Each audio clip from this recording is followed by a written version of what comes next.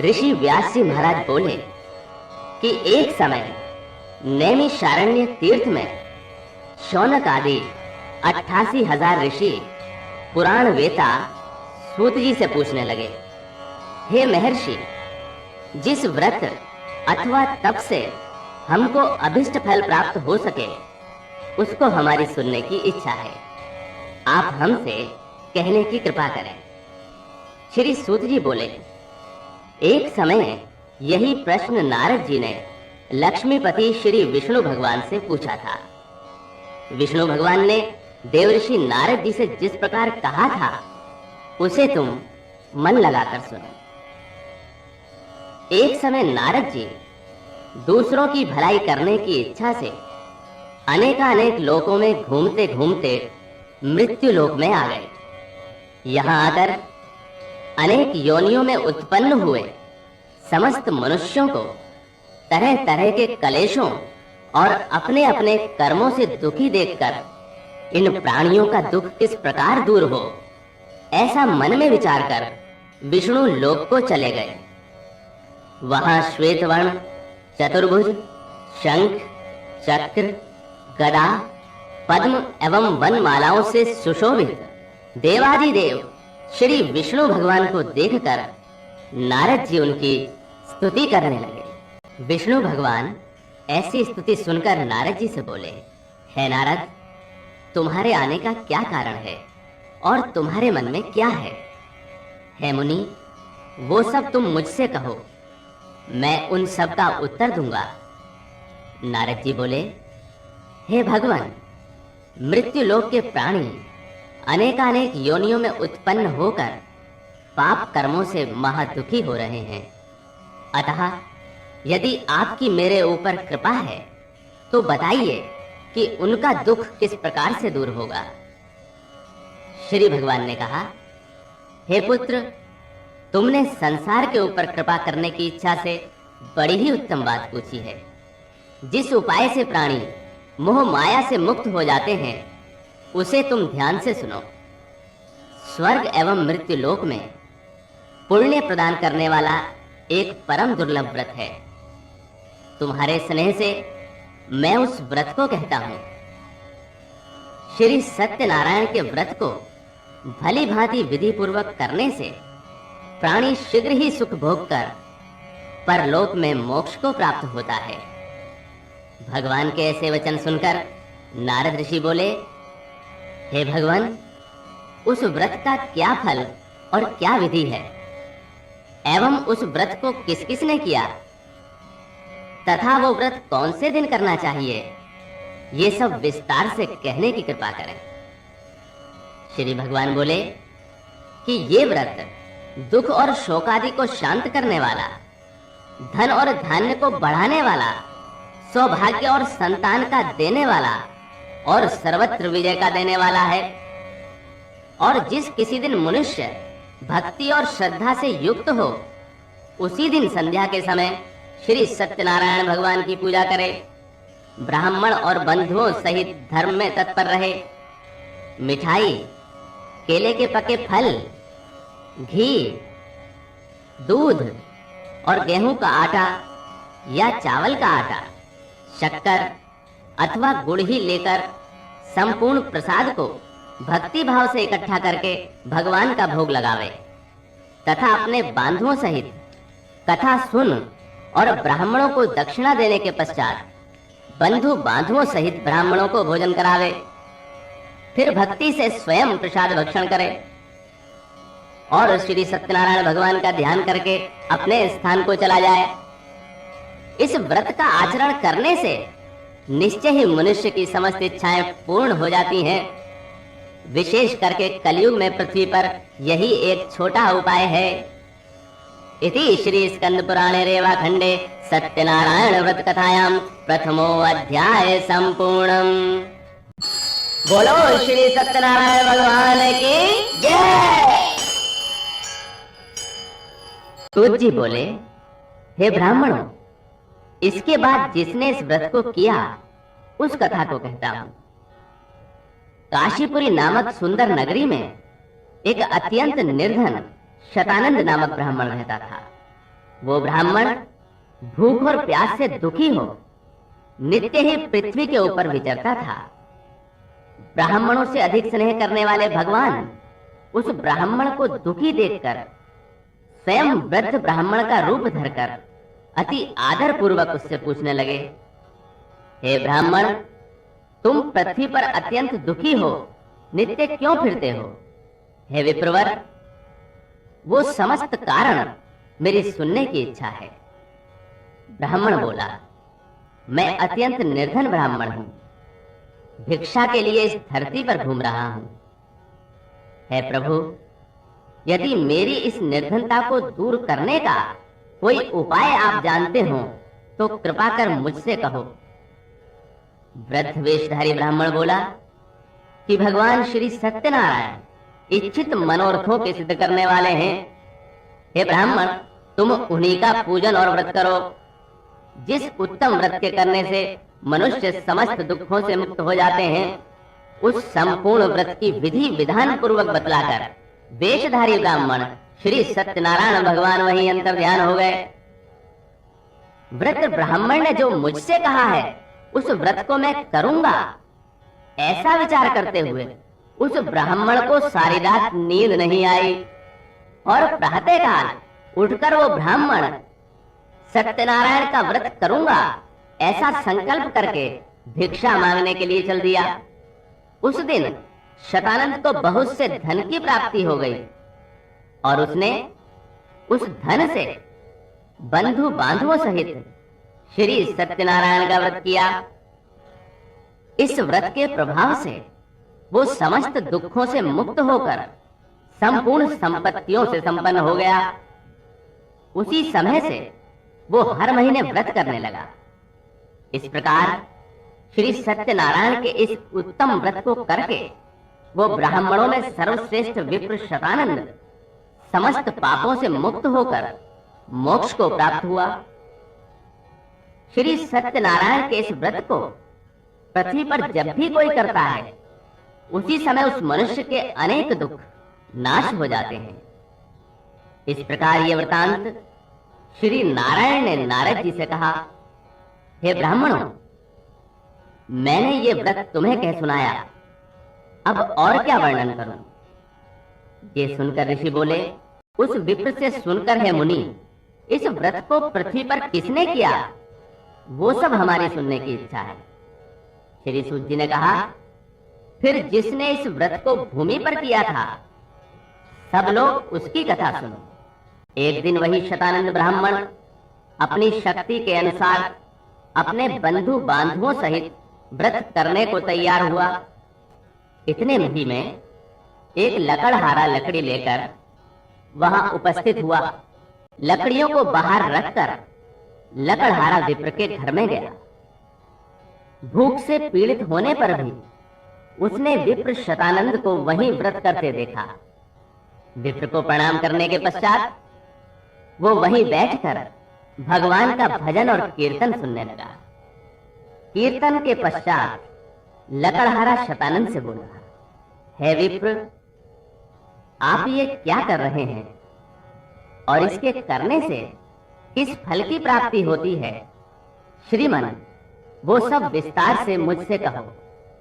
विप्र शतानंद बोला कि ये श्री सत्यनारायण भगवान का व्रत समस्त इच्छित कामनाओं का देने वाला है।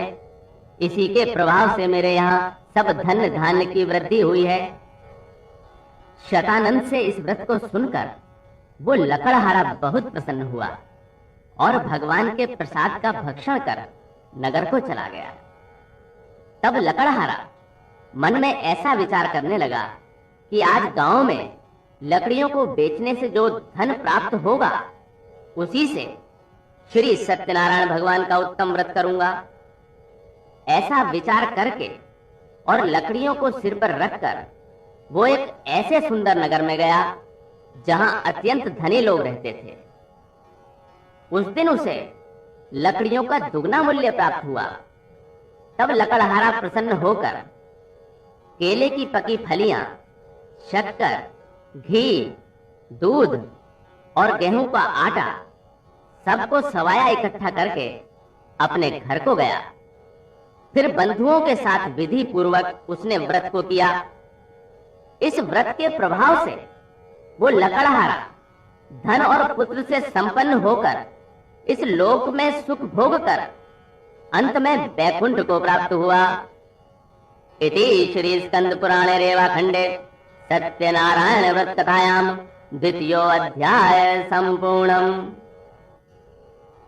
बोलो श्री सत्यनारायण भगवान की जय।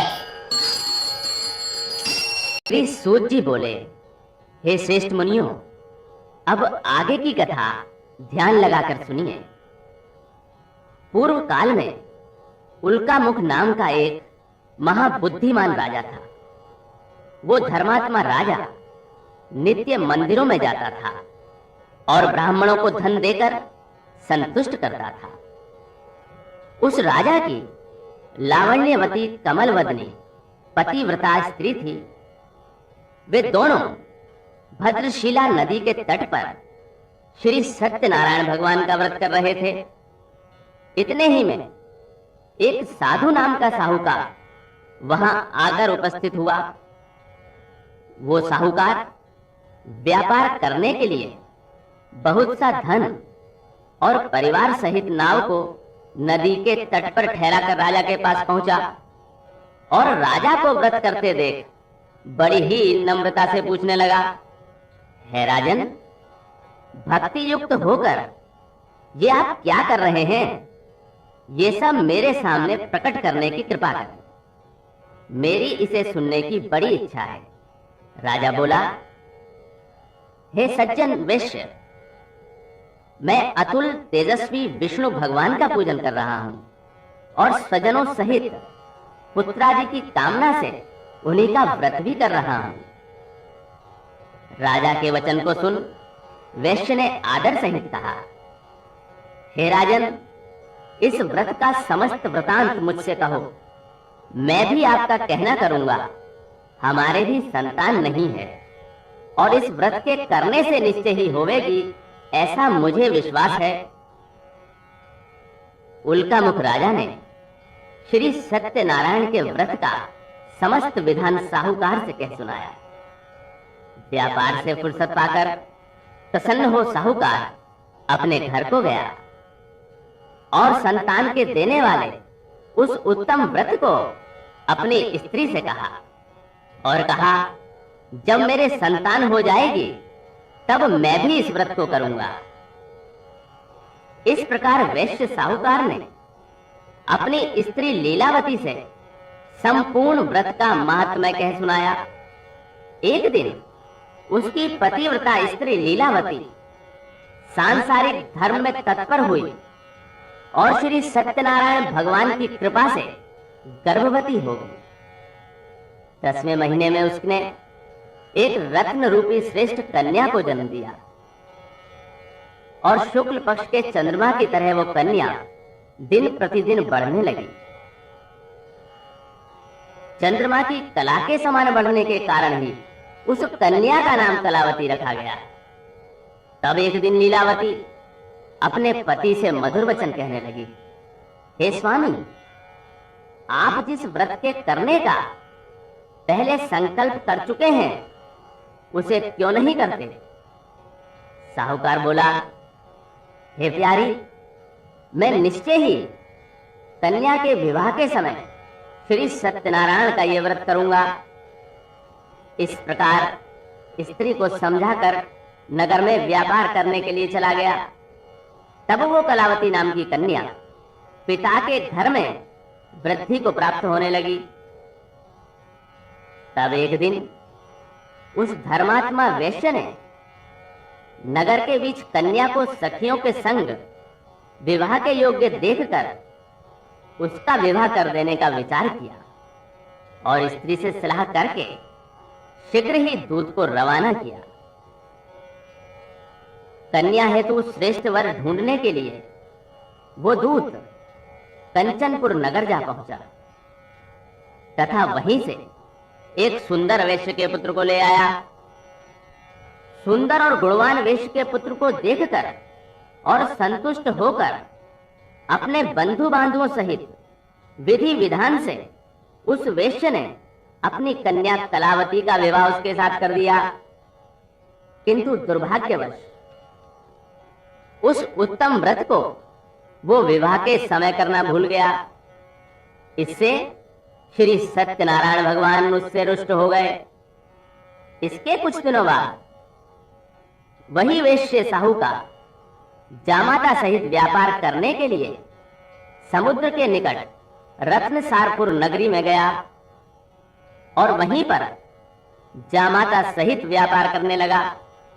जब वो दोनों चंद्रकेतु राजा के रमणीक नगर में गए तो उसी समय श्री सत्यनारायण भगवान ने इसे झूठा देखकर इसको श्राप दिया कि इसे महाघोर कठिन दुख होगा।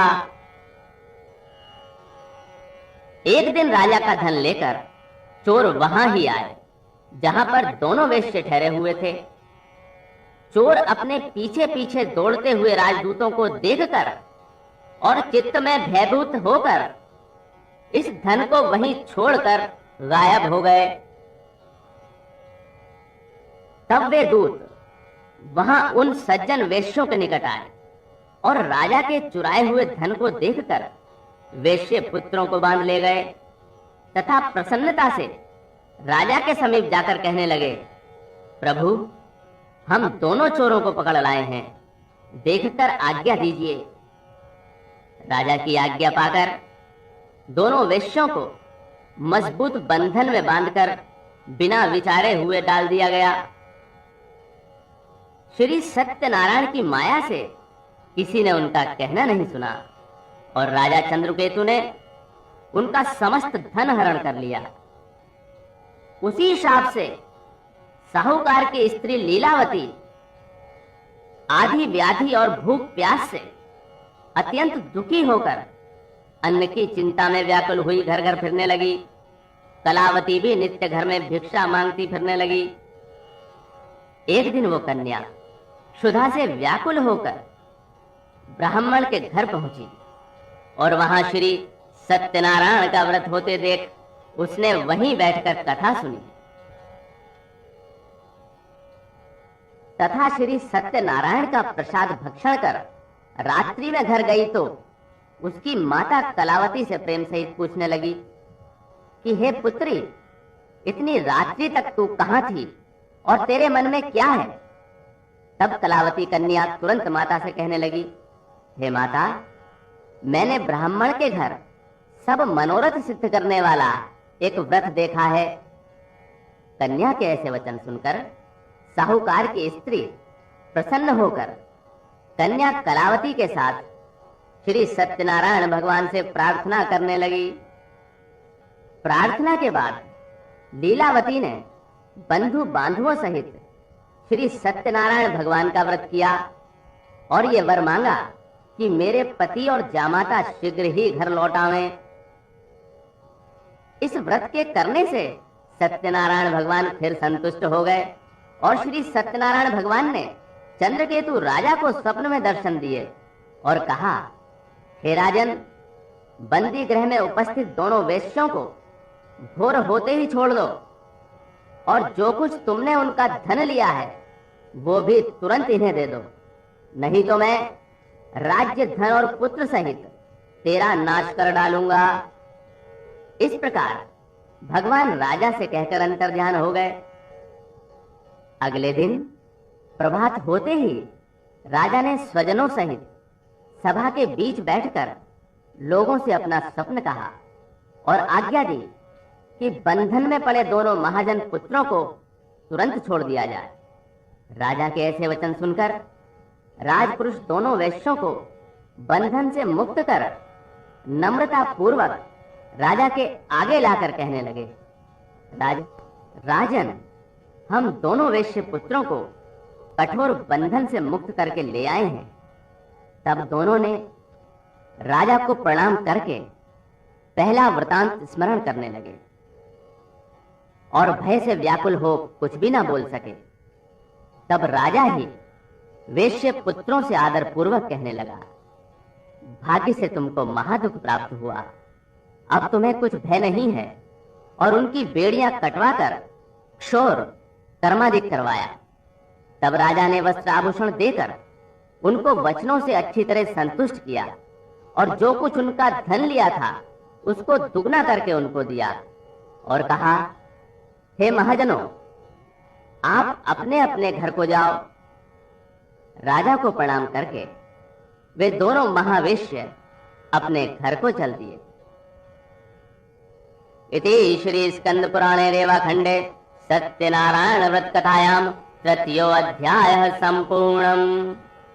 बोलो श्री सत्यनारायण भगवान की जय।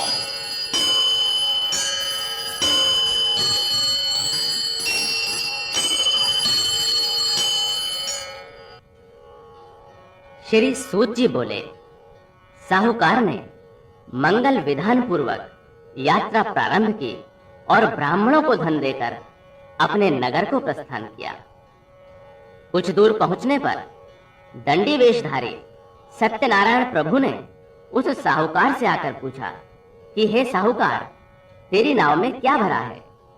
तब मदोन्मत्त साहूकार हंसते हुए बोला, मेरी नाव में तो लता पत्रादि अर्थात घास फूस ही भरी है। उसके ऐसे कठोर वचन सुनकर भगवान बोले, तेरा वचन सत्य हो और जैसा कहता है वैसा ही हो। ऐसा कहकर दंडी रूपधारी भगवान तुरंत उसके पास से चले गए और कुछ दूर जाकर समुद्र के किनारे पेड़ के नीचे बैठ गए।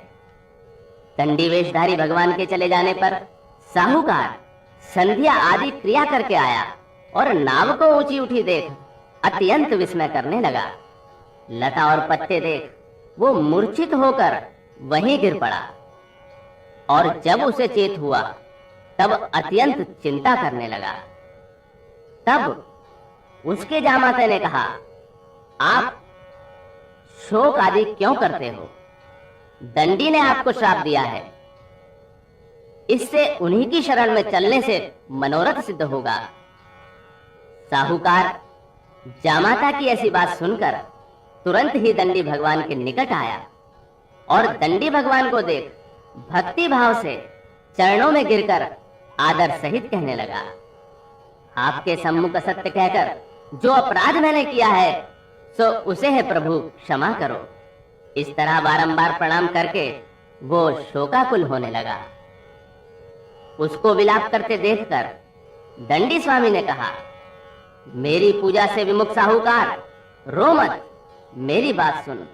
मेरी अवहेलना से ही तुझे बारंबार दुख प्राप्त हुआ है। भगवान के ये वचन सुनकर वो साहूकार भगवान की स्तुति करने लगा। साहूकार के ऐसे भक्ति युक्त वचन सुन श्री सत्यनारायण भगवान प्रसन्न हो गए और मनोवांछित वरदान देकर भगवान तत्काल वहीं अंतर्ध्यान हो गए। साहूकार ज्यों ही नाव के निकट पहुंचा और उसने धन से भरपूर उसको देखा तो सोचने लगा, श्री सत्यनारायण जी की कृपा से भी मेरा मनोरथ सिद्ध हुआ है। फिर वो अपने साथियों एवं संगियों सहित श्री सत्यनारायण जी का पूजन कर अपने नगर रत्नपुरी की ओर चला। नगर के निकट पहुंचकर साहूकार ने दूत को अपने घर भेजा। वो दूत नगर में जाकर साहूकार की स्त्री के सम्मुख हाथ जोड़कर नमस्कार कर कहने लगा, सेठ जी जामाता और बांधव सहित बहुत सा धन लेकर नगर के निकट आ गए हैं।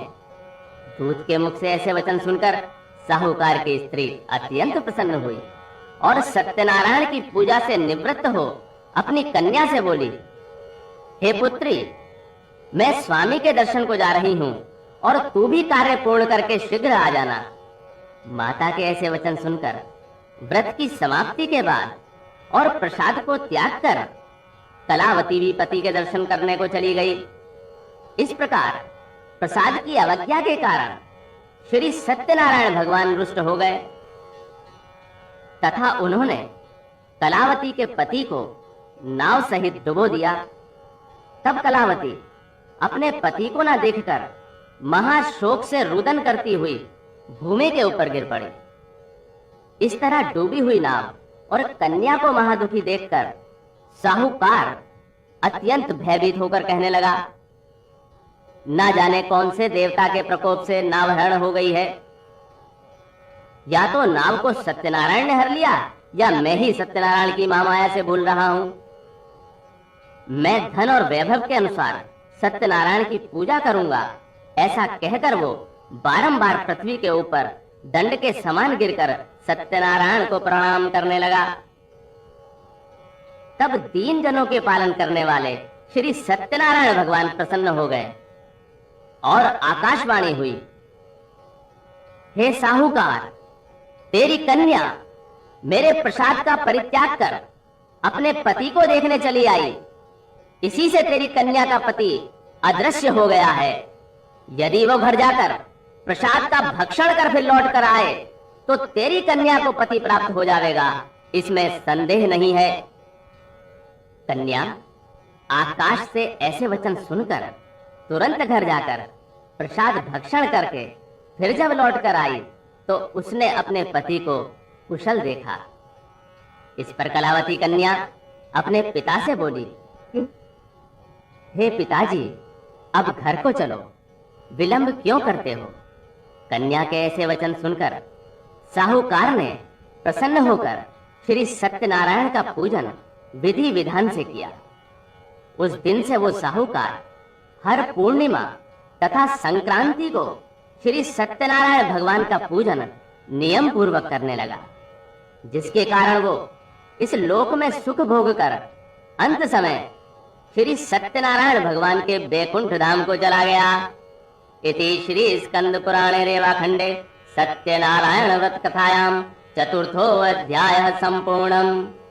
बोलो श्री सत्यनारायण भगवान की जय। श्री सूत जी बोले, हे मुनीश्वरों, इसके आगे की कथा बड़े ही ध्यान से सुनने की है। प्रजा के पालन पोषण में लीन तुंगध्वज नाम का एक राजा था। उसने श्री सत्यनारायण के प्रसाद को त्याग कर घोर दुख पाया। एक समय वो राजा शिकार के दौरान बहुत से पशुओं को मारकर बरगद के पेड़ के नीचे गया तो उसने देखा कि उससे थोड़ी ही दूरी पर संतोष और भक्ति भाव से भरपूर बांधुओं सहित गोप ग्वाले श्री सत्यनारायण भगवान का पूजन कर रहे हैं। उस समय वो अपने अहंकार के वशीभूत होकर ना वहां गया और ना ही उसने प्रणाम किया। जब ग्वालों ने श्री सत्यनारायण के प्रसाद को राजा के सामने रखा तो राजा ने प्रसाद का परित्याग कर अपने घर को चला। इससे उसने अत्यंत ही कष्ट पाया। राजा के 100 पुत्र, धन धान्यादिक जो कुछ भी था वो सभी नष्ट हो गया। तब राजा ने निश्चय किया कि वो ये सब श्री सत्यनारायण का ही किया हुआ है। इस कारण मैं वहां ही जाऊंगा जहां सत्यनारायण का पूजन हो रहा है। मन में ऐसा विचार करके वो राजा ग्वालों के समीप आया। वहां उसने भक्ति और श्रद्धा से ग्वालों के साथ श्री सत्यनारायण का विधि सहित पूजन किया। तत्काल ही वो राजा श्री सत्यनारायण की कृपा से फिर से धन और पुत्रों से संपन्न होकर नाना प्रकार के सुख भोग कर अंत समय बैकुंठ को प्राप्त हुआ। जो नर नारी परम दुर्लभ इस सत्यनारायण के व्रत को करते हैं और भक्ति के साथ तत्काल फलदायिनी इस पवित्र कथा को सुनते हैं, उनको सत्यनारायण की कृपा से धन एवं धान्य आदि की प्राप्ति होती है। निर्धन को व्रत करने तथा कथा सुनने से धन की अवश्य प्राप्ति होती है और बंधन में बंधे हुए प्राणी बंधन से मुक्त होते हैं। भयभीत पुरुष भय से छूट जाते हैं, इसमें संदेह नहीं है। व्रतकर्ता और श्रोता संसार में मनवांछित सुखों को भोग कर मृत्यु के समय स्वर्ग को चला जाता है। हे ब्राह्मणों, मैंने तुमसे ये श्री सत्यनारायण का व्रत वर्णन किया, जिस व्रत के करने से मनुष्य समस्त दुखों से छूट जाते हैं। सत्यनारायण की पूजा कलयुग में विशेष फलदायिनी है।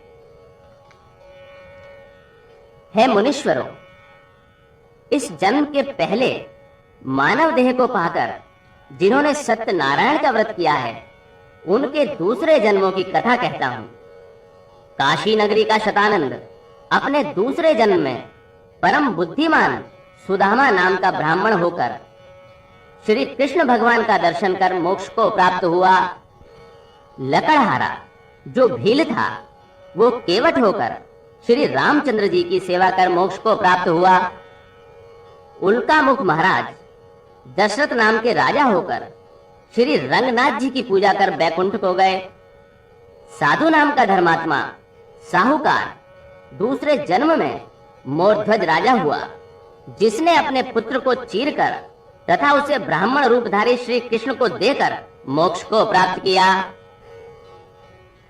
तुंगध्वज राजा दूसरे जन्म में स्वयंभू मनु हुए, जो भगवान के परम भक्त बनकर बैकुंठ को प्राप्त हुए। इस प्रकार जो मनुष्य श्री सत्यनारायण भगवान के व्रत की कथा का श्रवण करते हैं, वे सांसारिक बंधनों से मुक्त होकर मोक्ष को पाते हैं, इसमें किंचित भी संदेह नहीं है। इति श्री स्कंद पुराणे रेवाखंडे सत्यनारायण व्रत कथायाम पंचमो अध्याय समाप्त। बोलो श्री सत्यनारायण भगवान की जय।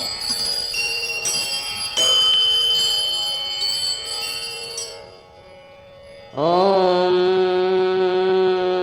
अग्निर्देवता, वातो देवता, सूर्यो देवता, चंद्रमा देवता, वस्वो देवता, रुद्रा देवता, आदित्यो देवता, मरुतो देवता, विश्वदेवः देवता, बृहस्पतिर्देवतेन्द्रो देवता, वरुणो देवता। ओम द्यो शांतिरंतरिक्ष शांति पृथ्वी शांतिरावः शांतिरोषधयः शांति वनस्पत्यः शांति विश्वदेवः शांति ब्रह्म शांति सर्वं शांति शांतिरेव शांति सामा शांतिरेधि। ओम शांति शांति शांति।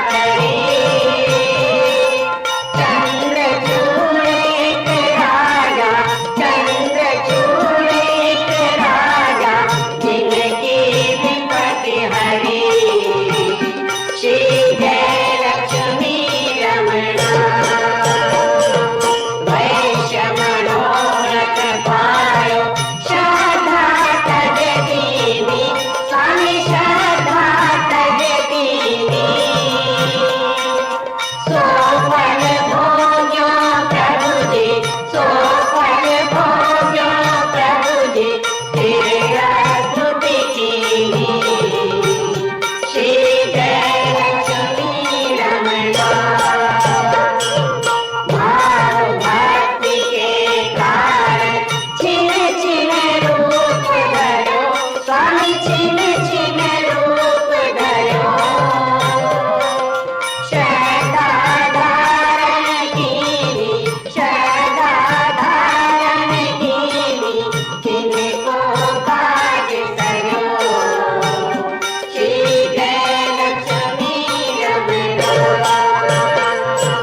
बार बार संग राजा तन में भक्ति करी स्वामी तन में भक्ति करी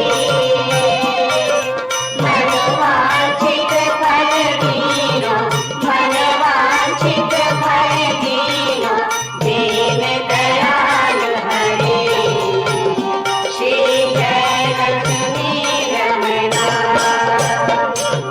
चरत प्रसाद सवायो कदली फल मेवा स्वामी कदली फल मेवा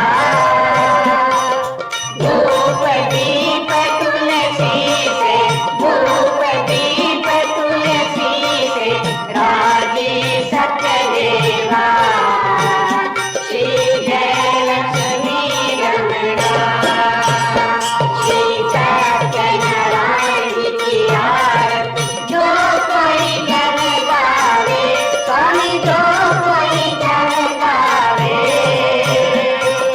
तन मन सुख संपत्ति तन मन सुख संपत्ति मन वांछित फल पावे श्री जय लक्ष्मी रमणा जय लक्ष्मी रमणा श्री जय लक्ष्मी रमणा सत्यनारायण स्वामी सत्यनारायण स्वामी जनता तक हरणा श्री जय लक्ष्मी रमणा जय लक्ष्मी रमणा श्री जय लक्ष्मी रमणा सत्यनारायण स्वामी जनता तक हरणा श्री जय लक्ष्मी रमणा जय लक्ष्मी रमणा श्री जय लक्ष्मी रमणा सत्यनारायण स्वामी जनता तक हरणा श्री जय लक्ष्मी रमणा जय लक्ष्मी रमणा श्री जय